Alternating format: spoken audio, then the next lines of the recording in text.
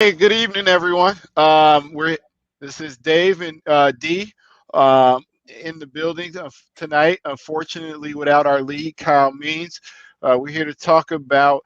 It looks like the pending passing of rap great DMX, who's been a kind of a staple of New York hip hop history for the last 25 years. Definitely one of the greatest hype men slash rappers to ever exist. Unfortunately, last week he had a medical emergency, lost brain function for about, or oxygen in the brain for about 30 minutes. And right now he's on life support, and it looks like he is not going to recover at this point. It's really unfortunate. He has been a part of hip hop history for the past 25 years. Today, Dee and I are going to talk about one, our first interactions with him, and then two, what he means, what his potential loss will mean to the hip hop community, and also where he stands in it. I think a lot of times, unfortunately, the history of hip hop is kind of short, has a short memory. So a lot of the people who've come into hip hop as a listener or as a active participant in recent years don't know about the legacy of his greatness, and that's what D and I are here to talk about tonight, among some other stuff. But that's the main thing. So, D, like I said, as you kind of shared previously, you've got some deep ties to, DMX, and I'd love to get your insights on it and what he meant to you. Yeah. What he means to you. Earl Simmons, man, Dark Man X, DMX. I said before, like I said, plenty of times on the D and Davis show back in the day, on the D and Davis to flip, and just not a flip. And shout out to Kim Davis and all the boys still doing their thing. We are Regular Radio and at War Media, obviously. Yeah, man, my old man, my pops is a DJ, and hip hop it's been in my existence, in my blood for a very long time. You know what I'm saying? My pops was a break dancer. Him and his cousin were gonna have a duo, you know what I'm saying, like a Gang Star or Keep It Light, like a Dougie Fresh, DJ Jazzy Jeff and Fresh Prince. My old man was gonna be the DJ, his cousin was gonna be the rapper. So hip hop has just been around me forever, right? And it's two places I probably heard DMX for the first time. I know the song, but it could be two places. Either from my old man spinning downstairs in the basement, just like, hey man, I got something new. He'll play it for me all the time.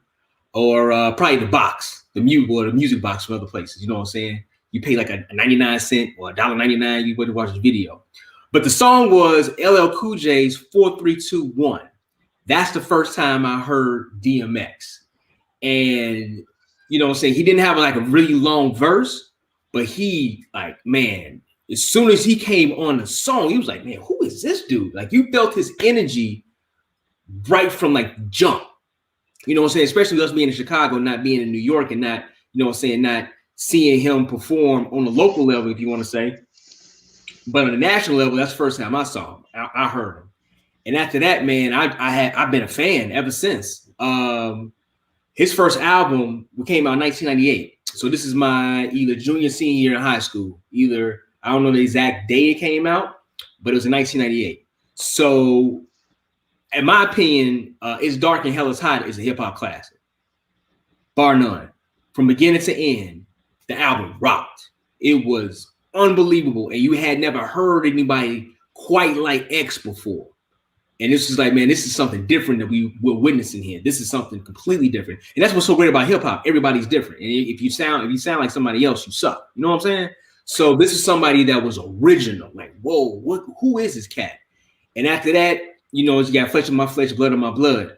And I think I don't know if it's happened since, but those albums came out the same year in 1998, and they both went to #1. And I think that was the first time either a hip hop artist or a musical artist in general, had that ever happen. Like one artist, the same year, two solo projects, and the second project was a double album. They both went to #1. Yeah, I don't know if Flesh of My Flesh was a double, but I thought it was a double.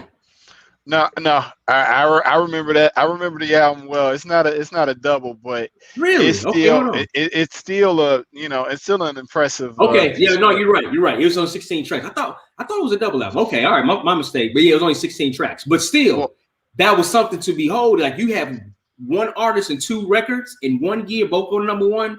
That kind of lets you know, man, what DMX was on at that time. And he put out tons of more music, stadium anthems. Then he started acting, you know what I'm saying? But unfortunately, everybody has their vices. And, you know what I'm saying, he had his. And unfortunately, it seems as if probably will come to it. Yeah, no, I mean, that's a great way to summarize it. I think what made X really special is one, and what kind of distinguished him from a lot of people was his intensity. Yeah. I mean, X, I don't know, X brought, an aggressiveness to, rap game that was prominent in New York rap during the early mid '90s. It kind of had tethered off a little bit. You were kind of in the shiny suit era. Yeah. Puffy, you're 100% right. You had Puffy, and you even had Jay, and then you had, and then you had X, and Come Out Anywhere, and in a quote, Cedric the Entertainer, he's like, my style is like Cedric, I think Mason. He said, Anthony Mason, I choked the shit out of you, and that's X, and that's X's raps, and that's X's rap style, and that was and X ultimately. And X's energy has only been kind of replicated by a lot of the younger artists, but at the same time, his technical skill has not, his lyrical skill and it combined with his intensity and his showmanship has not been replicated by a lot of the younger era. I was talking to my personal trainer recently, and ultimately he was just trying to he had some younger clients, and they were trying to make comparisons to X to some of the more contemporary artists, Aubrey, of course. Aubrey, but more not even like Aubrey, but some of the other rappers with Young by their name, who are really intense energy, but they don't necessarily have substance. And I think that tends to be the thing. Whereas with a lot of the younger rappers, they have intensity, they have the energy, but they're not talking about anything. Yeah, I can't. I'm trying to think I can't even think anybody to even compare to DMX. So I mean, the closest comparison from an energy perspective probably be somebody like locally would probably be like Vic. Like maybe Vic Mensa, or is he somebody like a Travis Scott from an energy standpoint? But I think the issue at hand is that they're not able to convey sometimes, and not even more like Vic, but definitely some of the other younger rappers who are able to match in intensity and energy, but not necessarily have any type of ability to put words together, for lack of a better term. Listen, exactly. He was like, DMX is an MC. He's not a rapper. DMX is an MC. You know what I'm saying? I wish I could find my top 50 MCs. He might be on there. But he's an MC. And to your point, Dave, on him being that, he also was a great storyteller. Something that you starting to see more MC. I mean, so many rappers and MCs out there, so you just got to find them. And a lot of these cats, younger cats or whatever like that, they are great storytellers. I mean, the craft isn't dead. You know what I'm saying? You could always find. You still find great artists. They just not. He was just so unique. I mean, going to stories like The Omen or Slippin' or a lot of his songs, man. He was a great storyteller, and I know a lot of people talk about him, the barking and the energy, whatever like that. But a lot of his joints, man, you just sit back and listen to the stories he's telling. Man, he's talking some shit, and he's painting a very vivid picture with this pen. He was unbelievable, man. DMX is unbelievable. I think the comparison probably to him, if Omar from the Wire rap, probably somebody like that. I mean, he was just all right.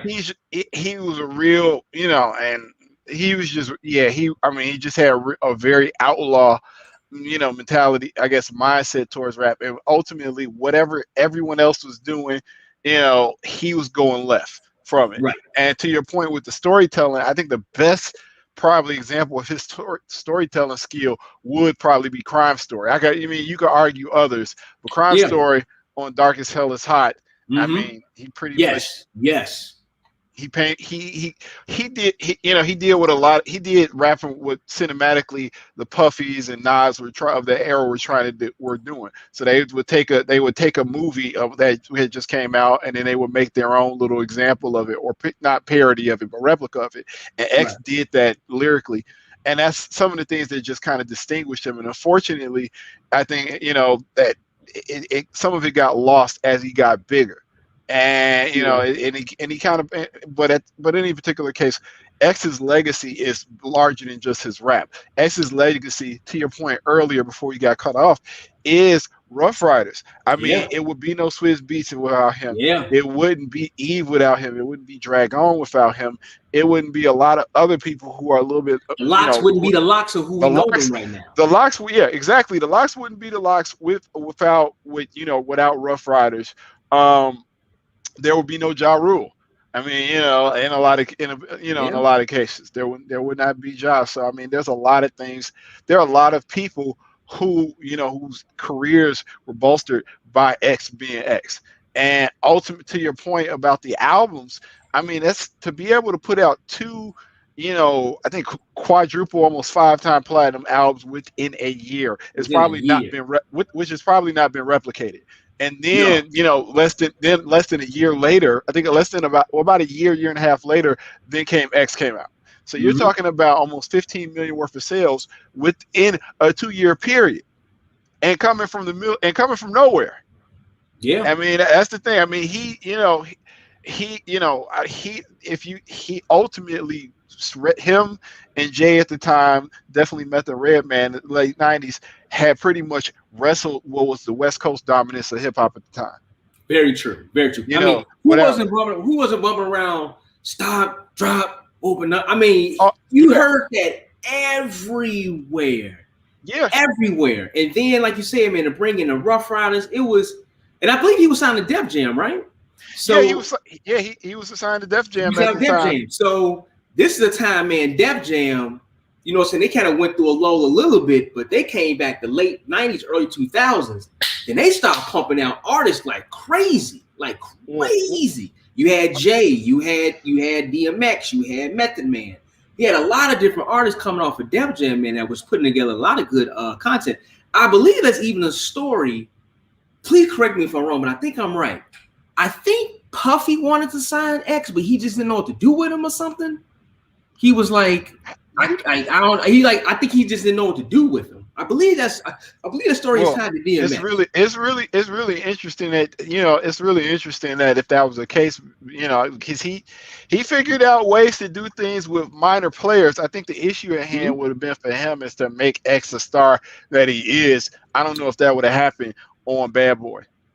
True, exactly. I That, think that's and then you see what happened with the Locks. The Locks left and went over to Rough Riders, and everything blew up. I mean, he's the kind of guy that just needed to, just kind of let him be. Let's let him do his thing. You know what I'm saying? That could have been the ups and obviously the downs as well.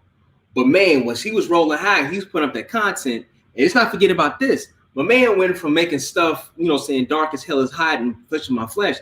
But then you start hearing, like, you go to different sporting events, you hear DMX all the time. You feel like, DMX get that song. He started making anthem hits. well, yeah. And I think that's the thing that a lot of people don't kind of forget is that hip hop at that time hadn't become quite mainstream. I mean, it was mainstream, but what X did was probably closer to what, if you wanted to hip hop's to being mainstream is, to what a Run DMC did, in its heyday. Kind of What thing, kind of blew it up. I mean, I think that's the thing. X's attachment to the dark side, for lack of a better term.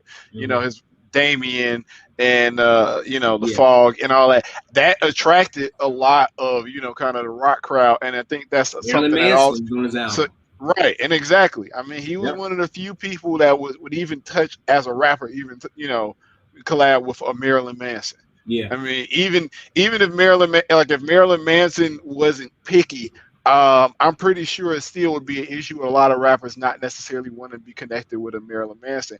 And he was ahead of his and in a lot of instances he was ahead of the time. I mean, there was, of course, you had Method Man doing doing his cameo, doing his collabs with what is it? I want to say Limp Blink Bizkit. 182. Limp No, Bizkit. Limp Bizkit. Yeah, doing his collabs with Limp Bizkit, but it's still nothing in comparison to be able to reach out to that crowd and to be able to ingratiate himself with the rock crowd, and just Mm-hmm. also being a lot of his music transferring and being kind of the anthem crowd, anthem music for lack of a better term.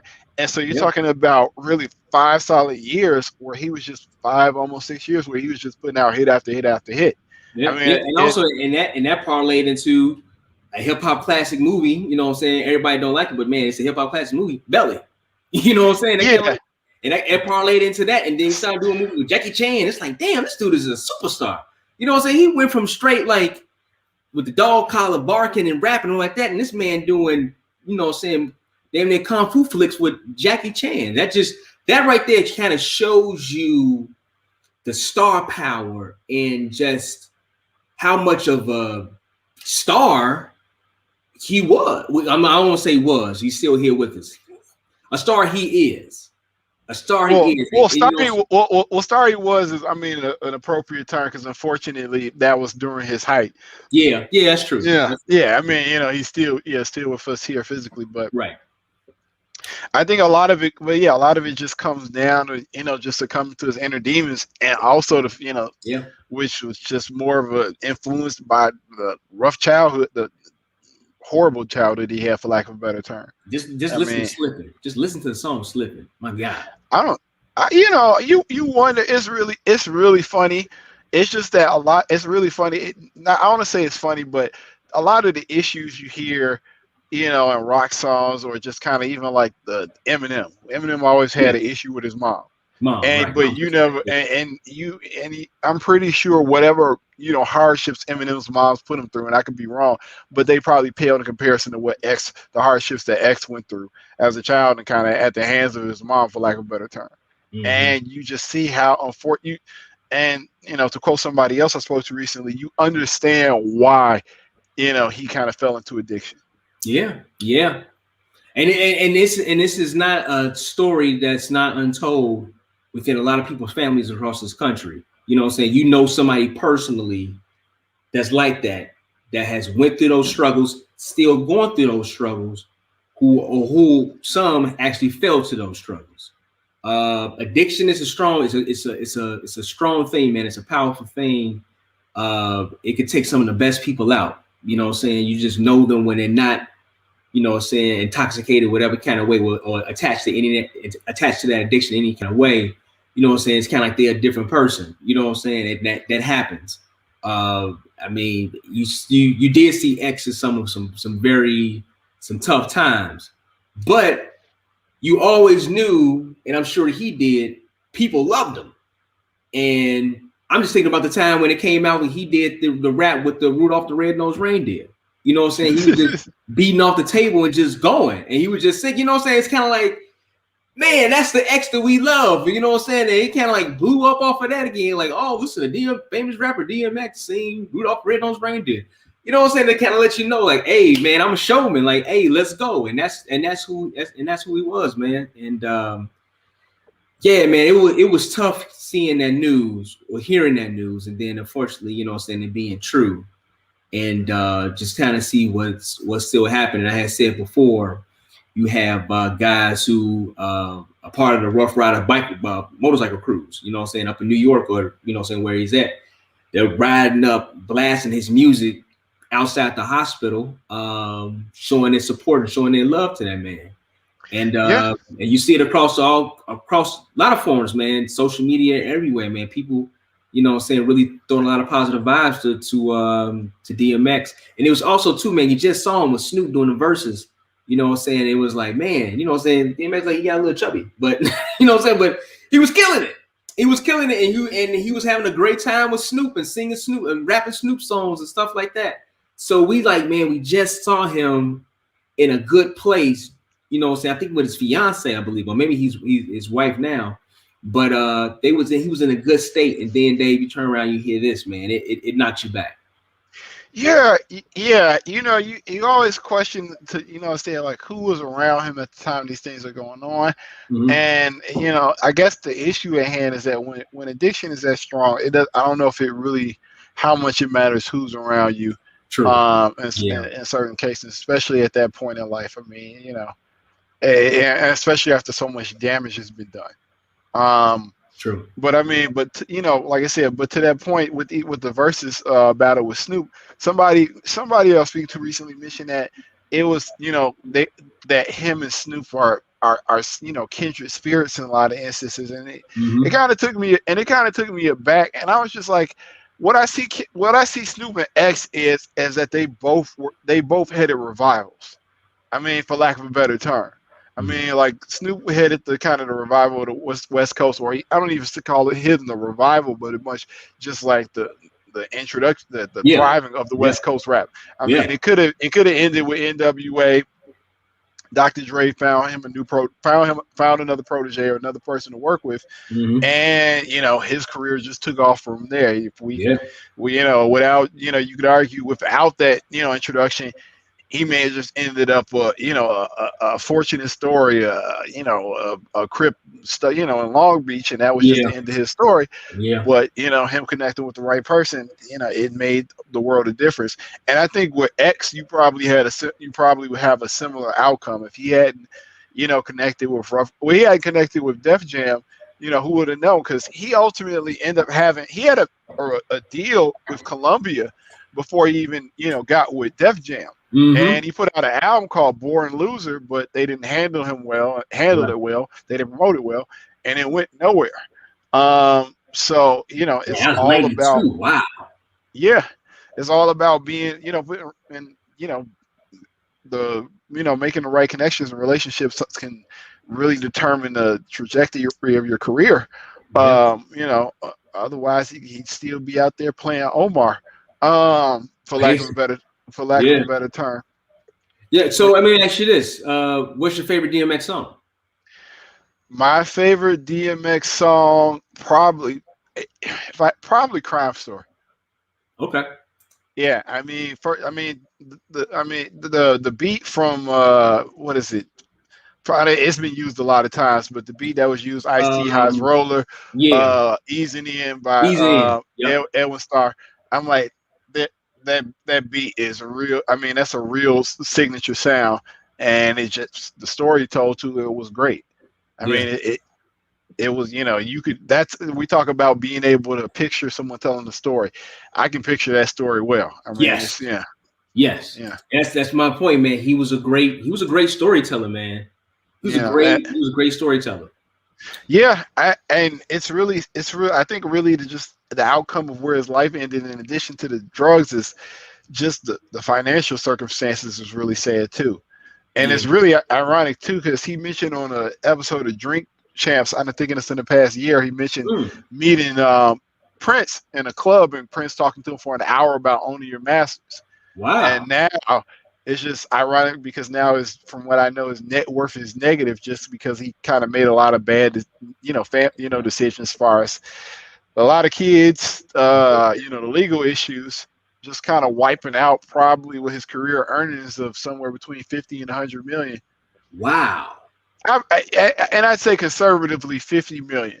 You have to take into consideration, when X sold 25 million records back when people still bought them. Bought It's not as records. Yeah. streams. Yeah. You're not off streams, and he's been in a couple dozen movies. Yeah. He's been in quite a So few more than what people think. right. Yeah. So I mean, to be able to have that over, for at least a good 10-year period, and to be able to have that type of I want to say staying power, but that level of earning power during that time, and not being able to have some type of legacy for his financial legacy for his family. I think that's really, unfortunate. So I'm pretty sure Jay-Z or Russell Simmons will probably throw in something to cover expenses. But I mean, the shame of it is still having to be in that situation, Yeah. being able to have to rely on charity, for your heirs to be taken care of, in the case of your demise. The only way I see something otherwise happen is if there was life insurance in place. Right, right. I mean, unfortunately, this happens to a lot of different artists. It happens to sports figures. It happens to a lot of people everyday life. Like, man, you set up so well, and then from mistakes that you made or unfortunate circumstances, unfortunate events, man, you can get taken out just like that. Not physically, I'm talking about financially. You know what I'm saying? You could lose it. So yeah, everybody out there listening, kids, you listening, man, make sure you take care of your money. Make sure you, as Dave said, have that life insurance policy that can save your family, man. In an unfortunate time, something like this may happen to you. Unfortunately, it may happen to you, but at least that's there. No, I'm gonna tell you my favorite X song. I've said it a couple of times. Is "Slipping." I think that song right there, man. It just seemed like it just hit another. It was like another realm for X. You know what I'm saying? It was a slow melodic little tale, and I love storytellers. I love MCs that can paint a vivid picture, and you can just sit back, as you said, Dave. You know what I'm saying? You got the CD. This is '98, so you're probably walking around with a Sony Walkman CD player, whatever like that. Or if you lucky enough, you have a car with a CD player in it, you can sit back and just vibe out to it. And that was one of those songs, man. It was kind of like, and this is something different. Crime Story is probably my favorite on Darkest Hell is Hot.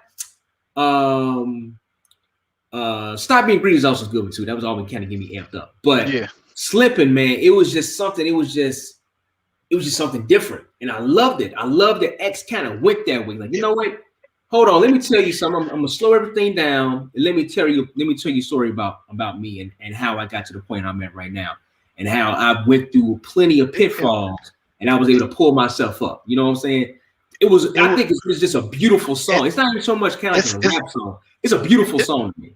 I mean, it's being vulnerable in a spiritual sense that probably wasn't many rappers were doing at that time. I mean, there weren't that many, tales of remorse or regrets or having some contrition that existed in rap songs. I mean, you had Pac who had dabbled in it, but it wasn't a whole lot of people who were out there saying like, man, I'm lost, for lack of a better term. And I don't even think Pac I don't even think Pac did that where he got into just being honest and saying, hey, I'm lost. I'm out here bad in a lot of instances. And I think that you saw rappers do that more later. But to your point, it's not a whole lot of songs that just, I guess, they did that was done that, I guess, openly, for lack of a better term. So yeah, no, I can definitely understand how to be a favorite. But X, like I said, he had a lot of just great bangers for his time, for that time period. And I think that it's hard to compare him to any contemporary because they don't exist, and or at least that on the mainstream they don't exist.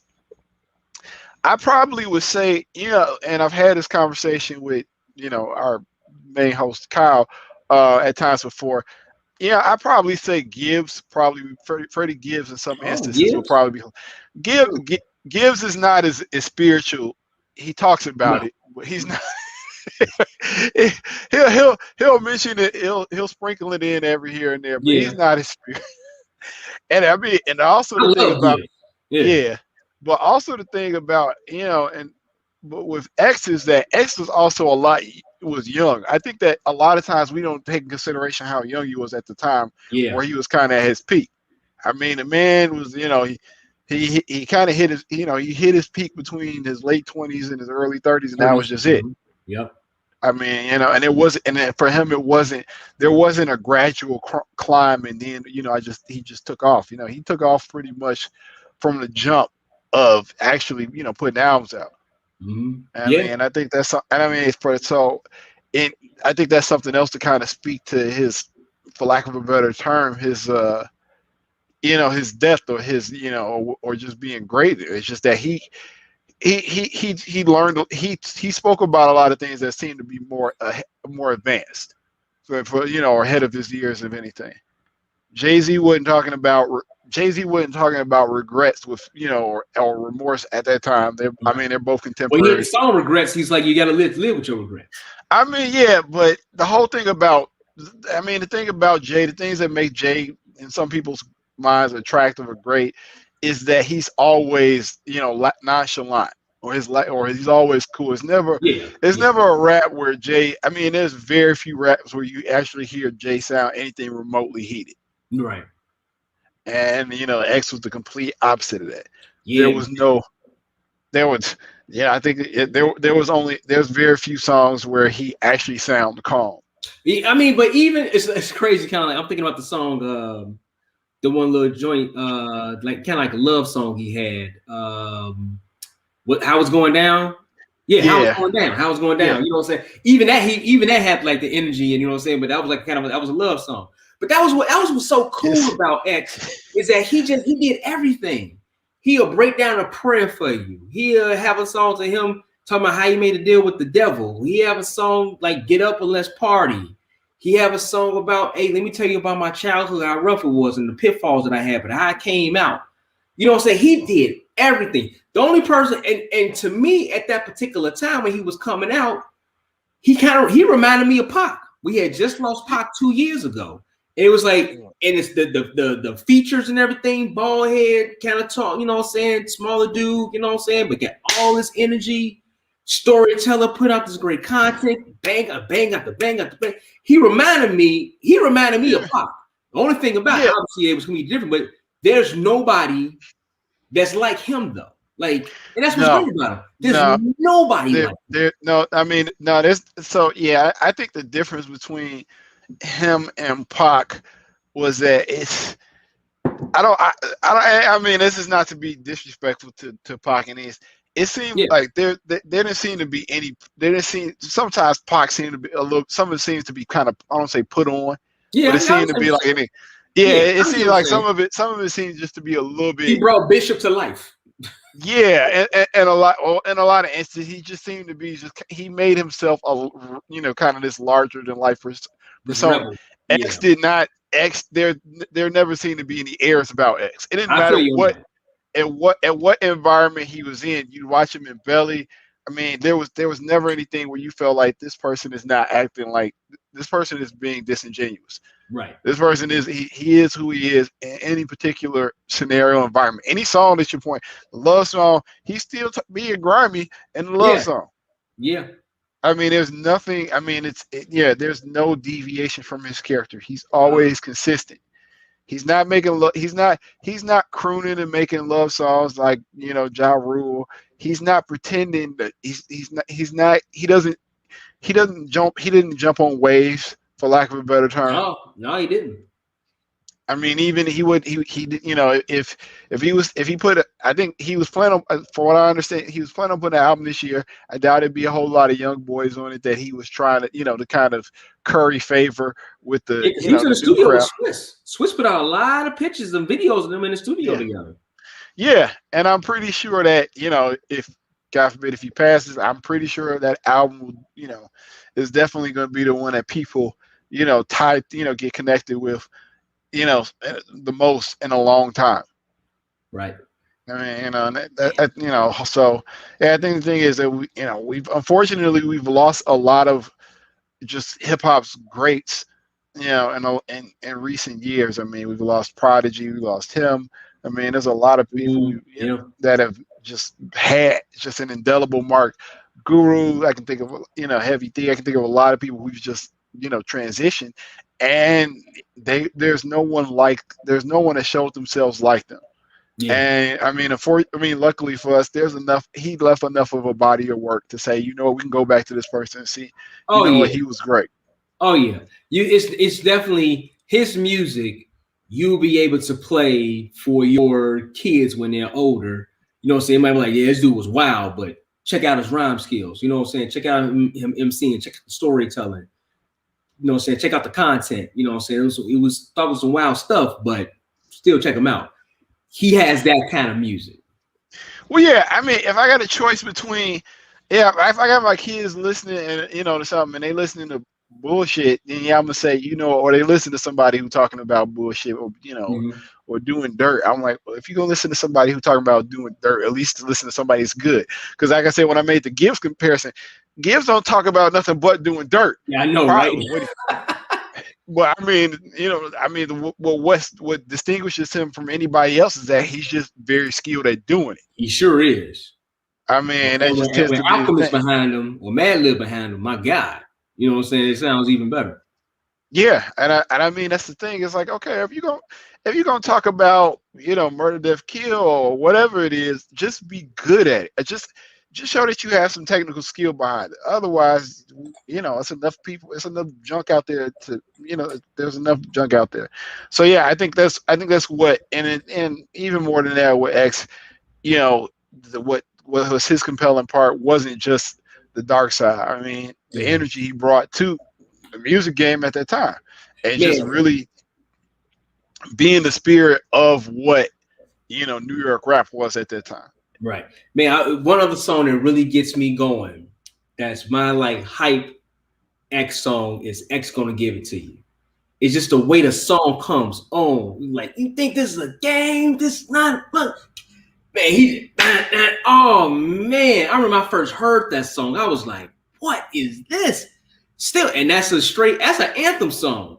You could probably heard plenty of baseball players walk up to that back in the day. You know what I'm saying? You at an NBA arena, they gonna blast that for a minute for something. You know what I'm saying? They gonna play that, that hook or whatever. But man, yeah, he's put together, man, so many great songs, and you know what I'm saying, his star shine for a good amount of time, but probably it could have probably shined longer than what it was supposed to.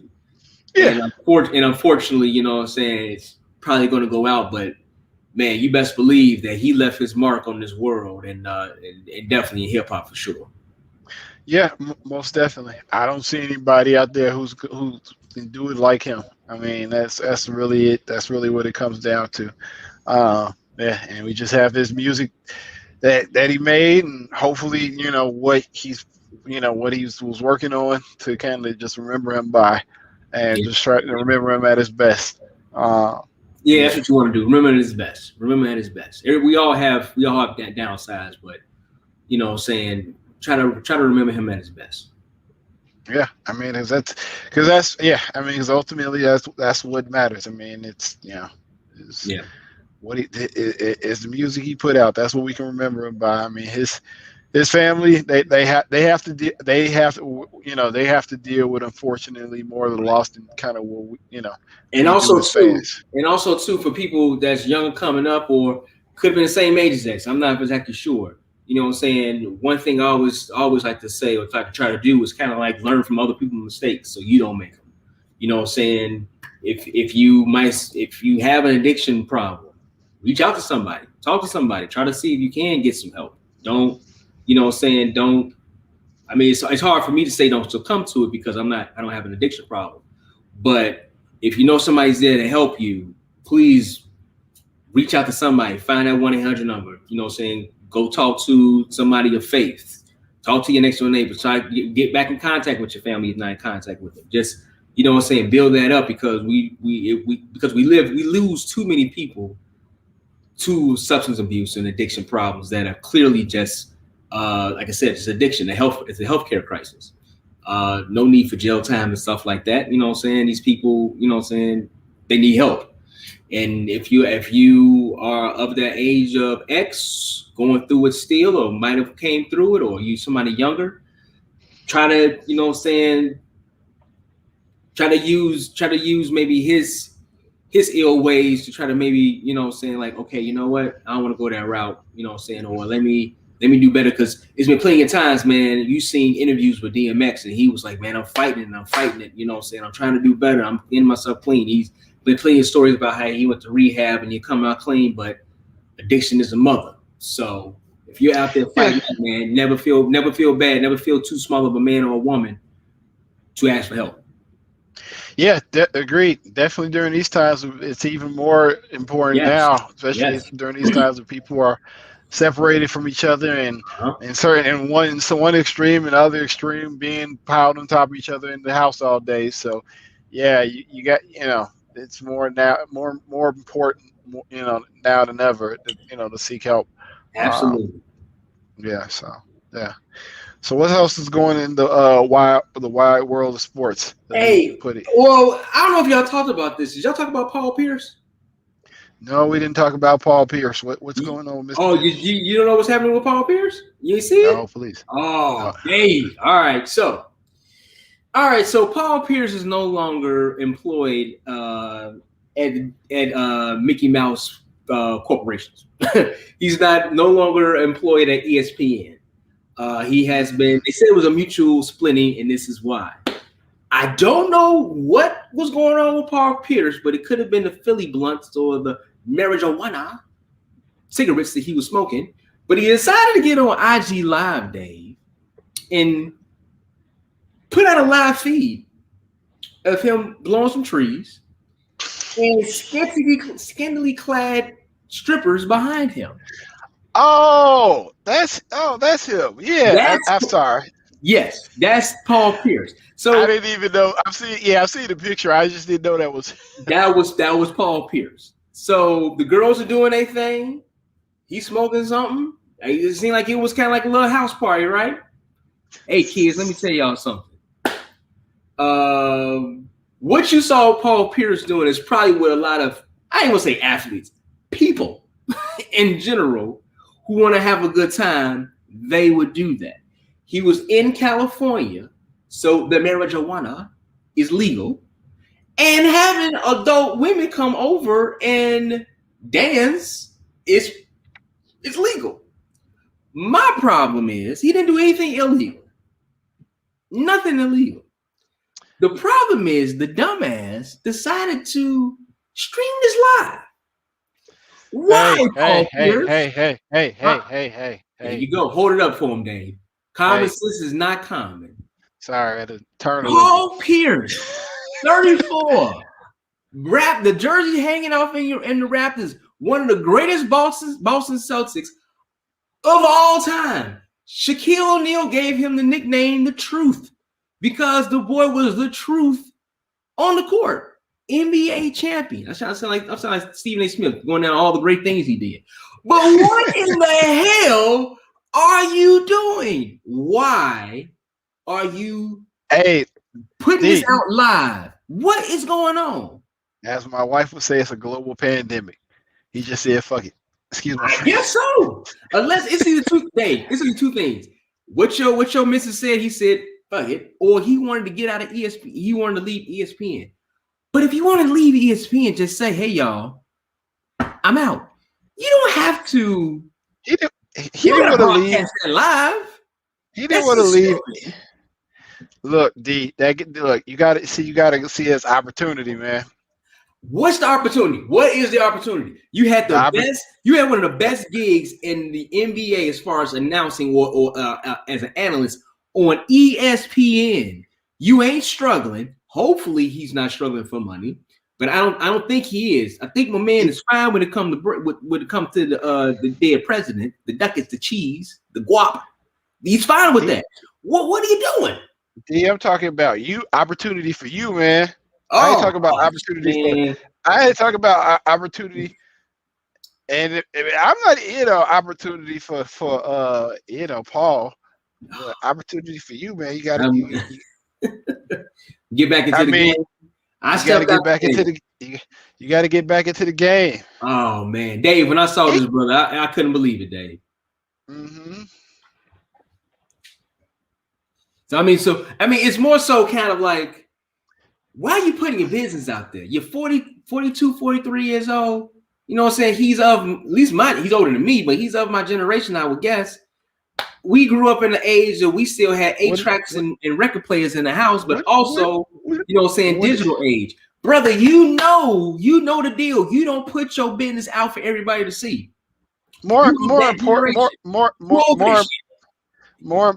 Paul is married. He is married. Now, you know what? Interesting you say that, Dave. In the video, you're talking about like the ESPN. That would be the least of my worries. I don't know. On the video, he said he wasn't married. He was because literally remember, this is all on live. This is all on IG live, and people was commenting. People was talking to him. You know, they comment, and so I think somebody said, "What about your wife?" And he said, "I'm not married." I thought he was married. What else you think he gonna say with holes in the room? I mean, hey, I'm Paul Pierce. I got the bread. I'm a millionaire. Go ahead and do what you do. My old lady understand what's going on. If you're gonna do that, but no, if you do that, you make yourself sound like a douchebag. You're not gonna do that. Hey, listen. What sound worse? Him just telling the truth, or him on IG talking about I ain't married, and everybody can look up like I think you're married. At least it says you're married. Like, are you married or not? You know, listen. He's trying to he's trying to see why. I mean, why he's on. I mean, you know, no one's gonna tell you the truth. No one's gonna say that.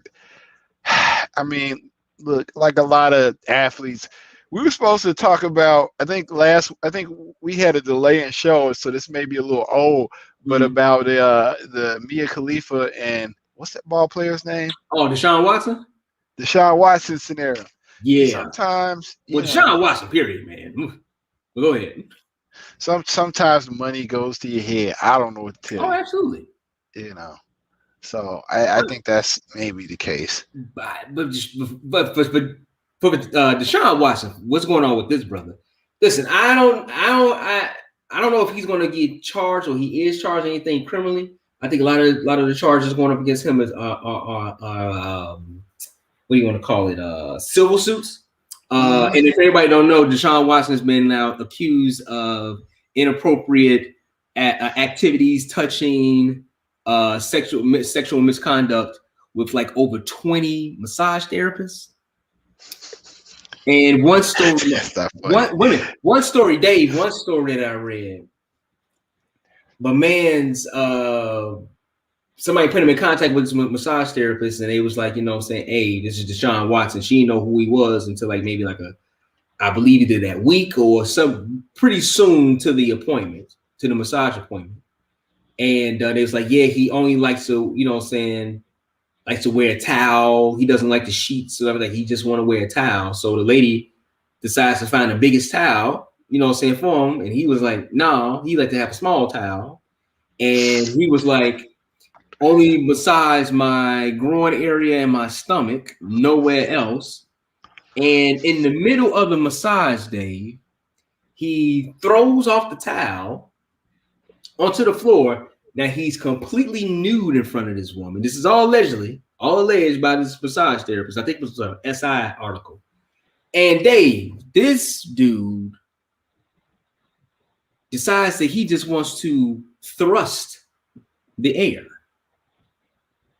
Just thrust it. I mean, just like pump himself in this, pump the air. And all this time, he also has an erection.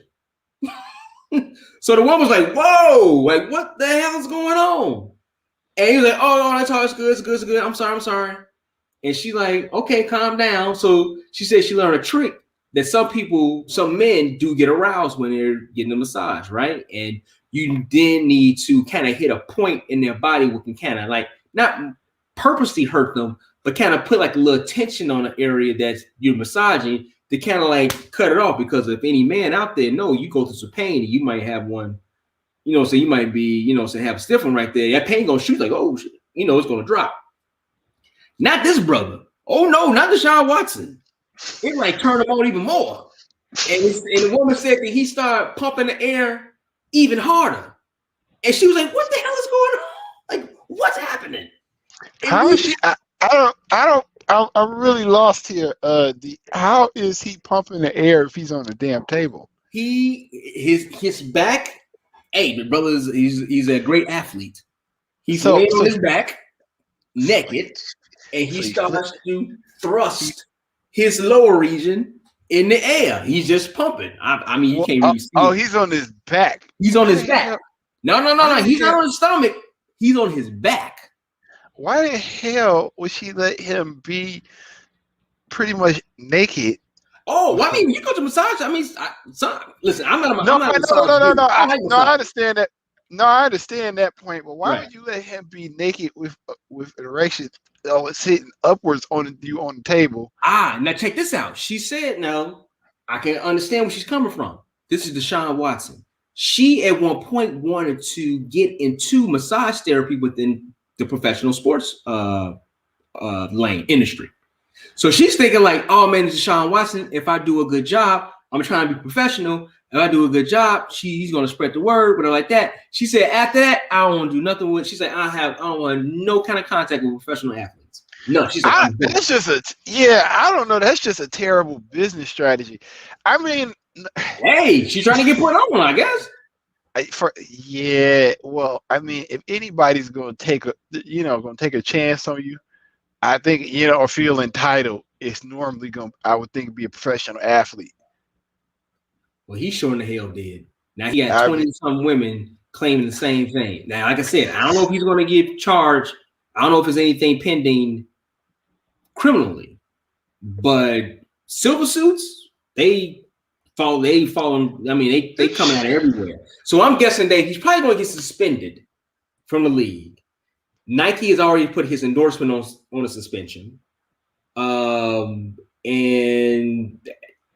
that's it because he wanted to get traded. Now ain't nobody talking about trading for his ass, and why would you? You know what I'm saying? Kind of like I want the thruster, you know what I'm saying, on my team. You know what I'm saying? The air thruster, the air pumper. The sad thing about it is his case is not even the worst case of wild shit in the NFL. Oh, okay. I mean, it's not. I forgot. There's a dude who Kellen Mond. No, it's not Kellen Mond. It was what's his name? Hold on, before I go saying the wrong name. It was Kellen Winslow. Oh, Kevin Winslow. Kellen Winslow. Junior? Yeah, him. He's probably the wildest case. Hey, listen, it's been some wild cases in the NFL, man. It's been some wild cases from murder to domestic abuse. Yeah, well, I guess sexually. More from sexually. He's probably the worst. Yeah, he's probably the worst. Man, it's probably some stories there that we don't even know about. Yeah, I think his is probably one of the worst cases. I read the Sports Illustrated article that came out on. That's probably one of the oddest ones, for lack of a better term, or most disturbing ones. Yeah. Yeah. Well, something else was with sports. I'd love to get your take on this. What do you think about the MLB moving the All-Star game from Atlanta to Denver because of the voting rights bill, vote suppression bill, in my opinion, that the Georgia governor signed into law? What do you think about that? They should have. I mean, it's right. I mean, like, problem is with a lot of red states, they don't understand shit until you hit them to the things that's important to them. Sports baseball is important. I mean, so if you take away, if you take away baseball from them, I mean, that's something that it may almost seem like tokenism in some ways, but it bothers them. I mean, that's a part in the South and a lot of small towns across the country. Sports is big. I mean, so if you take that away from me, they're gonna be pissed off. And I mean, unfortunately, it's a lot of people that may not agree with that bill's passing that'll have to, be penalized as a result thereof. But I mean, at the same time, Major League Sports is becoming more conscientious about what the outcomes are of standing by, I guess, systemic racism, for lack of a better term. True, and this is the one thing that I think a lot of people don't at least from my point of view. I don't think a lot of people get. So I tweeted about this yesterday. I just want to go through the tweet real quick. It's like a little thread, but it's only like 4 things. But this is what I think people are kind of missing, right? So I said what's fascinating about the beef between the MLB and the GOP moving an All-Star game and draft to Denver from Atlanta is the fact that the MLB is probably the most conservative major sports league in the country. It really is. These dudes are basically all Republicans. They're all conservatives who own these teams, right? Okay. I said this isn't a fight between D's and R's, Democrats and Republicans. It's more, and it's not about cancel culture. It's not, right? I said also Major League Baseball players are not leading this fight, and honestly, they probably don't have the internal strength to get the game moved. This is an internal fight between Georgia Republicans and their conservative counterparts that made a business decision because it was best for their business. Major League sports leagues and franchises are some of the best run businesses in the world. They don't always get social issues right, but they know when their pockets are going to get hit. Stadiums are publicly funded, seats need to be filled, and merchandise needs to be sold. Let's also not to forget that devoted fan base is dying off, white, older men, and they need new consumers. Us. They are, so those potential new consumers are the people that flipped Georgia blue in 2020. Why put your business in that shit show? MLB doesn't want any of that smoke, and they made the right move. And what I'm trying to say is, I think a lot of people don't understand the power of the boycott, because that's something that African Americans in this country and other minorities, that's been the only like real way to show them to flex their muscles. Because you look at Georgia, they're trying to suppress your vote. They don't want you to vote. The one thing that we do have is money, right? And we now have the right to patronize wherever we want to. And I think black people understand the black dollar. And also I think you, like I said before, you don't want this smoke. Delta doesn't want to hear a bunch of black people say, I'm not going to use your airlines. Coca-Cola doesn't want to hear, hey, I'm not going to drink your pop. MLB, you don't even have, I think the population of black players in MLB might be like 5. But I guarantee you, but this is the thing, I guarantee you, somebody in the commissioner's office read that bill. They don't do things just off a knee-jerk reaction. They didn't even want black folks to play into the sport. Let's be honest about it. They didn't want us even in the sport. They don't do knee-jerk reactions type things. I'm sure somebody read that bill within MLB. It's like, this is going to be a problem. And we don't want to be on the other side of this. We don't want to be the bad side of history. We need to move this. We need to move this. We need to move this game. And they moved it to a state, Dave, Colorado. It's like damn near 100% mail-in ballots. And that was the one thing Georgia was talking about, like, oh, y'all can't have all these mail-in ballots no more. Right. So it's strategic. It's strategically done. But this has nothing to do with. I mean, it's about our rights more so to affect black people's rights to vote. But this is kind of like an internal white fight, if I can coin that term. This is a white fight. This is a white right fight. This has nothing to really do to us because everybody down there in Atlanta was like, hey, don't leave. Joe Biden said, you know what I'm saying? He said about the I don't think he said anything about the game, but Stacey Abrams said don't leave. Both of the senators said don't leave. Mayor Keisha Lance Bottom said don't leave. It was some white right conservatives who run Major League Baseball told these other conservatives, y'all fucking crazy. I'm getting the hell out of here. So it's like we on the outside, like, hey man, this shit's fucking with us, and it's white right fight. It's a white right fight. It has nothing to do with us. It's about the simple fact that we can exercise our power, understand the black dollar, and these companies, they don't want that smoke. Well, I don't even know if it's about the black dollar as much as it is about, to your point, having foresight to know that that's not the business environment that you want to operate in long term. It may not be. I only cut you off. The only reason I say about the black dollar because a lot of activists, a lot of people down Atlanta was like, we boycott you. So I think that did scare them, but that's the only thing that black people really. I guess it's not the only thing black people have. We have used that tool to make sure, like, hey, make sure shit is cool for decades and generations in this country. Well, I can agree with it. I'd be, and I'm too bad Kyle isn't here to correct me, but I'd be surprised if there's a lot of black patronage at the Braves games. It's not. They moved it out of Atlanta. It's in the suburbs. It's in like a very white, well-to-do suburb. They moved it out the city. Right. So like I said, to your point, it's not like it's a whole bunch of black folks running around talking about, oh man. I mean, they love the Braves. I mean, that's their team. But MLB is not a black sport like what we had growing up, Dave. It's not that anymore. It's not. That's why it was so surprising that the MLB did this. They don't say shit. Trump, I mean, the Ricketts family, big Trump supporters. I think, except for the sister. Yeah. All the rest of them are like these hardcore right wingers. Mm-hmm. This ain't the NBA. This ain't LeBron James and all them Steph Curry and Steve. This ain't the NBA. This is baseball.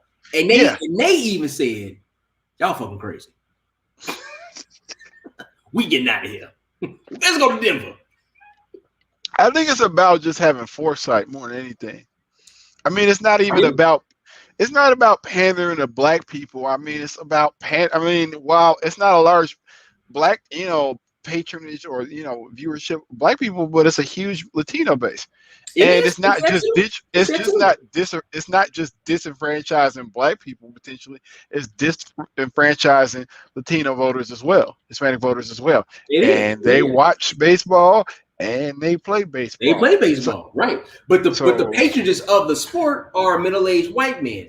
So that's why I think like a lot of Republicans are kind of like, wait a minute, hold on, what y'all doing? Like, we the ones that watch you, and you going against us? Like Mitch McConnell came out and said, like, man, you corporations, y'all need to just shut up. Basically, shut up and stay in your place, but give me your money.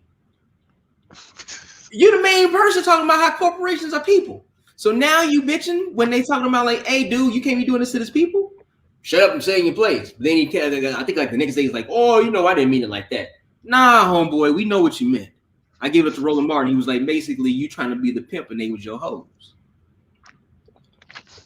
Mitch McConnell think he a pimp and he think these corporations that's kind of like, no, don't say this, like, ho, get in your place. And they basically like, no, motherfucker, I'm leaving. And they like, wait a minute, hold on. Why you leaving? You don't talk to me like that. What's going on? And I think that's what's kind of like fucking them up in the head. It's kind of like, I think the difference between, I think what a lot of people don't understand is that with Major League Baseball, it's a corporation, but it's a corporation that earns so much income, they're not dependent on tax breaks. A lot of the tax breaks that draw companies to red states, just because they're lower operating expenses and workers' rights are not protected as much, they tend to be right to work states. Uh-huh. They don't operate under the same rules. Their bottom line is not affected the same way. I mean, they make their bread. Their money comes from an external place, right? And their revenue share is so large that they don't have to be. It is not predicated based upon being in a business-friendly state. I don't know, Colorado may be a business-friendly state, but the point is, it's not like you're a textile manufacturer. It's not like you're John Deere. Right. It's not like you're Tesla. The only thing I would say publicly, they get these stadiums built for free. They get the stadiums built off our money. That's the one thing publicly, and tax breaks. All right, but I'm with you. It's not like it's like a manufacturer. They don't need it. Yeah. They don't need it. It's not. It's, to be honest, they don't need it. I mean, hell no, they don't need it. Hell no, they don't need it. I mean, and that's the difference. So for them, they can kind of go anywhere, I don't think people. That's like you hear a lot of commentators, majority obviously all Republican conservative commentators, like saying they're being driven by the woke mob. Woke, I think they just want to say black, but they say woke. They want to say black, but they've been driven by the woke mob, and this is cancel culture. Oh, homeboy, they don't want that smoke. Why would you put your business through that? That doesn't make any sense. Somebody read that bill, y'all. Like, I just want to stop them. Like, listen, y'all know somebody read that bill, and this is a bunch of rich white Republican men that said, y'all crazy, and I'm getting out of here. That should tell you something. They ain't listening to us. They never have. They never listen to us. Go out there and hit that ball, boy, and run them bases. That was us. They ain't listening Yeah, to us.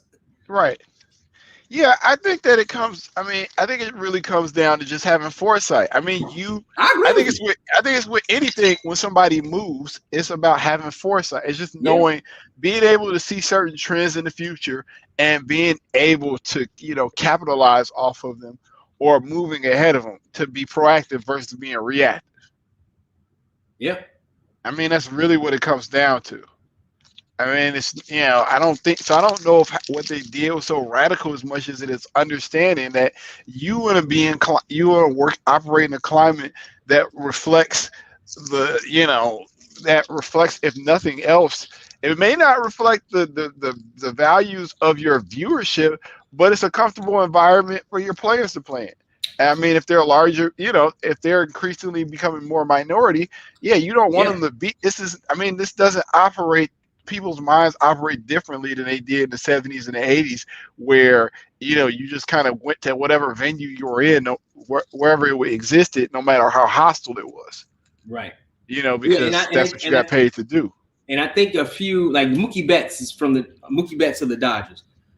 Black player, one of the best players in the league, if not the best player in the league. It was word that it was kind of like, okay, yeah, maybe he was going to say that he wasn't going to go. And to your point, baseball is damn near basically a Latin sport now. Right, right.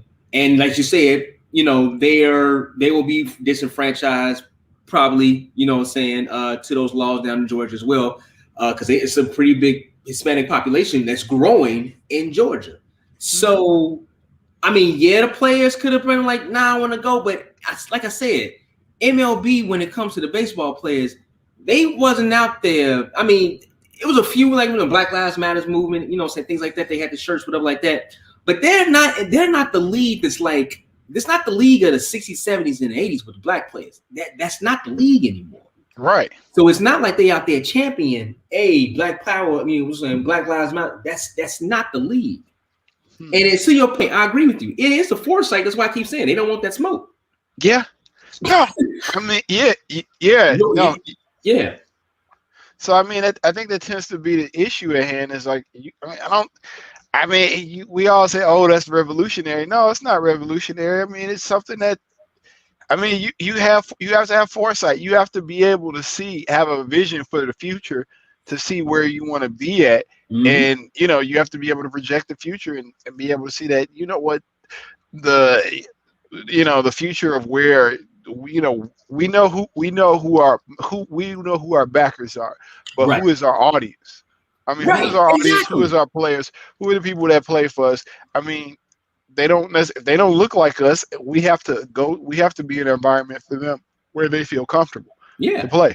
In their demographic, white middle-aged men is going down like this, and everybody else is going like this. They're a business. They have to stay in business. That means that those consumers that's going up, the people that's going up, they're going to be the ones that are going to be consuming the product. They ain't trying to be hockey. They ain't trying to be soccer. This is baseball in America. They always going to try to be up top. Obviously the NFL is, but they're probably, the NBA is number 2, but they're the top 3. They're the number 3, the top 3. Let's be frank about it. They ain't trying to dip down. So it's like, hey, we need to kind of embrace these people who's going to be our new consumers. I'm sorry, y'all. I might vote with you, but they give me their money. Well, yeah. I think that really tends to become that comes out. So that didn't seem like a profound thing. Well, is there? It's really to slice sidebar. The guy who I mentioned that Kellen, what is it? Winslow? Yeah, Winslow. Yeah, he just got sentenced. It was like a super delay. He just got sentenced within the last month. I didn't hear about that. Yeah, he just got sentenced because the delay, his sentencing was scheduled a year ago, and then he just got sentenced to 14 years on March 3rd last month. Wow. Yeah, he was supposed to get sentenced like a year ago, right before COVID.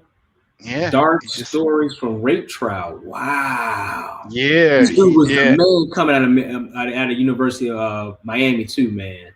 I was a huge fan of his. since the 14 years. Holy shit! Yeah. So he's gonna come out. And, I mean, he'll come. Oh man, he's only 37 years. He'll come out and. Sad thing about, I'll say the sad thing about it is no one. The collateral damage in any of those cases, your family. But then again, he was thinking about that, and yeah, he's got Deshaun Watson beat. Sean's going to end up yeah, he paying some money. does.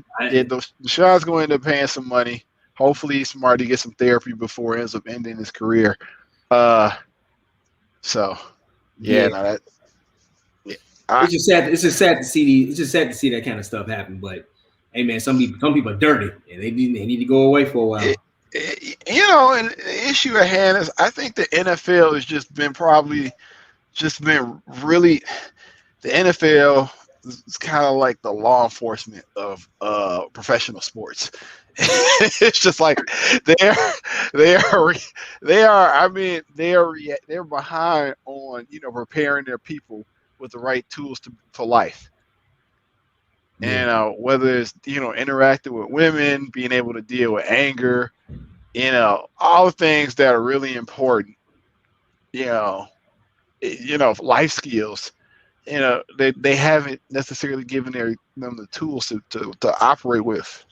They don't do any psych evals, nothing to make sure that their guys are working with the right equipment, for lack of a better term, off the football field as much as on. Hey Dave, I think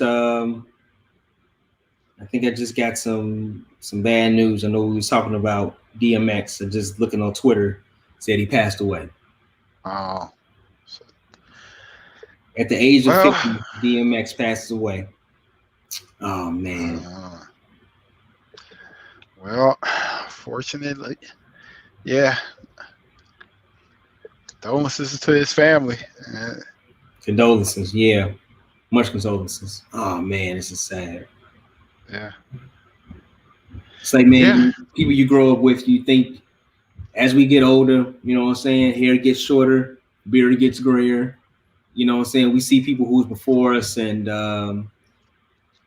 when they was young and spry, and you was just coming up, not even knowing where you was going yet, but you see them going some places, and you see them doing their things, and it's always weird to see them when they pass away. 50 years old, man, that's young. Yeah. 50 years old. Yeah, it's definitely young. Like I said, man, more than anything, the man left a legacy of music. And that's something we'll have to remember him by, and the energy from his shows. Oh man, this is sad. Yeah, I think, we all kind of knew it was going to come. I think it was more so, just, just kind of preparing yourself for it. Yeah. Somebody you grew up. I real quick, one little thing I always remember, kind of like seeing DMX do. I think he was at a festival or something. I don't know if it was even in America, and he was out just alone on the stage, just by himself, just rocking a crowd of like 100,000 people. You know what I'm saying? Like those. I'm probably exaggerating 100,000 people. There was a whole fucking lot of people out there. It was like a sea of people, bigger than what you see over in America. I think he was somewhere overseas. And each one of them people are going to remember, if they're still here with us, they're going to remember that time they saw him up there rocking the crowd by himself, and they was being moved by his words. That's something powerful, man, that they'll never forget.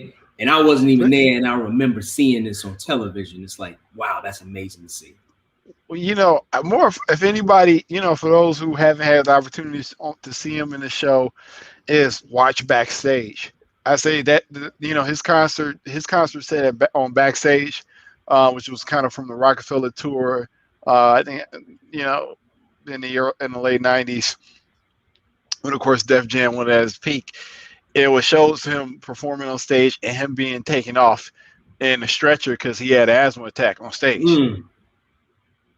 So if anything, I think that's even more of a testament to his greatness as a performer it's just being able to put out that much energy and being asthmatic. Yeah, I know, right? You know. So Wow. yeah. Wow, man. Did not expect that to, well, knew it was going to happen, but on a tribute show dedicated to DMX, I'm happy that we got a chance to talk about, you know what I'm saying, how he affected us and our love for hip hop. And at the end of the show, you know what I'm saying, we get to say our condolences and goodbye. Yeah, yeah. I mean, it's, yeah, you know, we had him. We were able to, you know, have his energy with us for 20 plus years, and I think that's, you know, that's more than we can say for for some of the other, you know, greats who passed. I mean, we had Pac for 5 years, we had Biggie for 4 years. You know, so to have X and even X in his prime, and have X in his prime for almost, you know, for several years. Yeah, you said 25 years, right?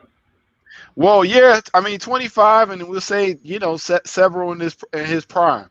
So yeah, Yeah, I think that's, you know, I think that's, I mean, that's a lot in itself. I mean, he's, you know, he's got enough of a catalog for you to kind of go through, um, and I'm pretty sure his, you know, his whatever his, you know, project that's put out posthumously will resonate with people even more. Um, you know, now that he's gone, but yeah. yeah, Damn. yeah. So yeah, so hopefully, yeah. Yeah, So you never want to hear you like wanna, that. yeah. Well, you know, I'm gonna tie things. I was gonna tie things up. I know it's 10 o'clock in Chicago. Yeah. But yeah, but thanks everyone for being with us tonight.